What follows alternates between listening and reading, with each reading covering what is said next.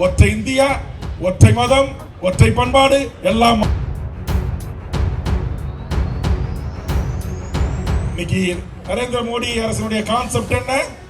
ஒற்றை இந்தியா, ஒற்றை மதம், ஒற்றை பண்பாடு, ஒற்றை கலாச்சாரம், ஒற்றை உணவு, ஒற்றை கறி, எல்லாம் மயிலும் ஒண்ணுதான். அன்பார்ந்த உறவுகளே, இந்த தேசத்தில் நான் கேட்கிறேன், இன்னைக்கு RSSன்றீங்க, VHPன்றீங்க, அப்புறம் ஏதோ அமைப்பெல்லாம் சொல்றீங்க.